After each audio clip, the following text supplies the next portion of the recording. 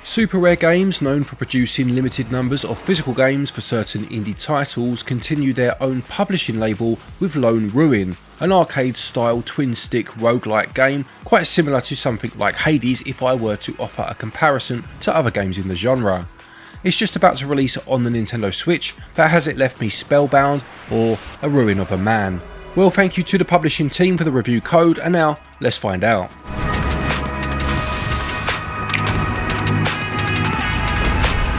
An adept explorer seeks the fabled power within the ruined city. Legends speak of the inhabitants that once lived there in harmony, wielding great magic, but not much else is known about the place other than that the city is now laying in ruins and is home to horrendous creatures. The explorer must use a mixture of spells and agility to progress further within the lone ruins. Gameplay wise, this is a spell based twin stick shooter with roguelite and arcade mechanics. Your character will arrive at the entrance of the ruins and be greeted by a tall hooded entity who will offer one of 8 spells. These are quite varied and play very differently from each other, albeit all have a cooldown penalty when depleted, and there are more spells to find within the ruins, and your character can carry a maximum of 3 offensive and defensive spells. The player will enter a floor and will have to evade and defeat the waves of enemies that appear on screen. Once they have been defeated, you'll be able to choose one of 2 paths, each with a symbol of the next room's reward. This gives the player a bit more strategy while still being fair and challenging, mainly because previewing the next room's rewards is only half the battle, as you still have to enter and of course survive to obtain it. The gameplay here is very fast paced and satisfying, mainly due to the simple controls and the fluidity at which the character moves around the level. The evasive dash, for example, is not limited to elevations within the environment, meaning that one button press can cause the player to dash up platforms where the monsters cannot reach you immediately. Like all other actions within the game, the dash also has a cooldown. Enemies come in all shapes and sizes, with some being particularly dangerous in big numbers, and it can be easy to get overwhelmed. Defeating them will reward the player with gold that can be used to buy new spells when you reach a shop. There are also items known as blessings that have passive effects, and you'll find these scattered in each run, although you do have a finite amount of slots available to carry these blessings. Luckily, the game allows for either spells or blessings to be sold if you don't need them or need to make room for newly found ones. Within the pause menu, all you need to do is select and then hold the X button to sell.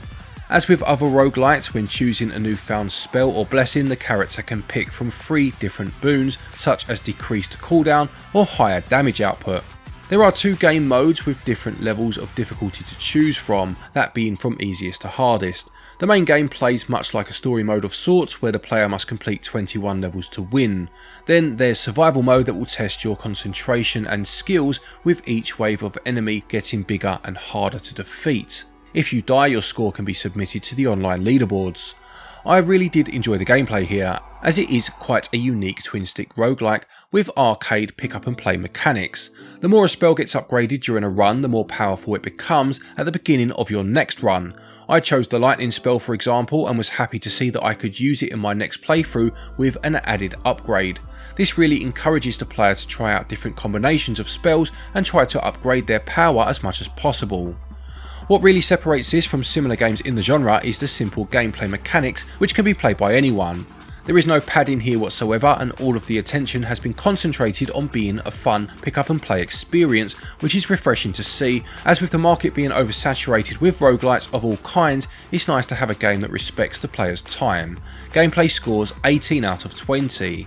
Likewise, controls are tight and simple to grasp, which really does help the gameplay, and they also score 18 out of 20. When it comes to the visuals, the developer has used a specific palette to bring this sombre world to life. This consists of indigos, pinks and purples contrasted against the cyan and light blue spell and lighting effects. There are few cutscenes, but the ones that are here are truly beautiful pixel art still images that pan in different directions in order to give them a dash of life. My main critique would relate to the lack of variety when it comes to scenery. Even if they'd have kept the same colour palette, just to change up the locales or background imagery would have been a plus in my opinion.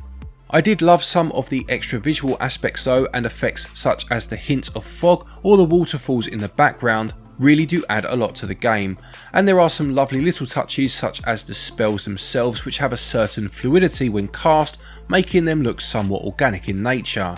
These effects really do help the pixelated visuals pop from the screen. Enemy designs are imaginative enough, with each looking more gruesome than the last. There were no frame rate issues here, and the game uses a fair font size. With regards to the audio, the soundtrack is probably one of the best I've ever heard in a roguelike, with some bombastic drum and bass and electric songs elevating the experience of the game.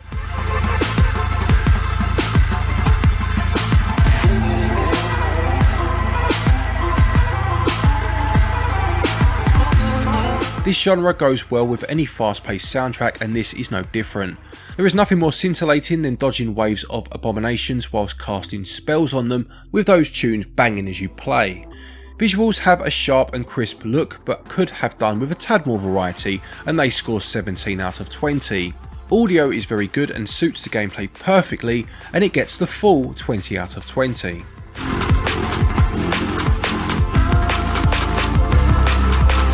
Lone Ruin costs £12.99 and regional equivalents are on your screen now.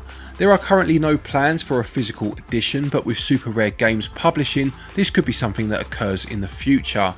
Grapple Dog was their other published game, I believe, and that did get a limited physical release in the end, so it is a possibility.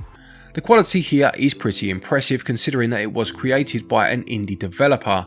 There's a lot to enjoy, and whilst it is a simple game, it caters to all kinds of players, from the score junkies to those looking for a more cathartic game to blow off some steam. Some people may begin to find the gameplay loop a little repetitive, and I feel that most people would know by now if that statement applies to them by what's been said in the review so far, but overall, value scores 17 out of 20. To conclude, as a personal fan of these kinds of games, I can truly say that my long month with the review code has been an absolute blast. Although the gameplay can become repetitive, there are enough loadouts and game modes to keep you coming back for more if you enjoy such games, and having an online scoreboard will definitely have the most competitive of gamers spending a large amount of hours attempting to perfect each run. If you have ever wanted to experience this genre at its best but felt a little overwhelmed finding a good place to start, this is a fantastic jumping in point and a great game in its own right.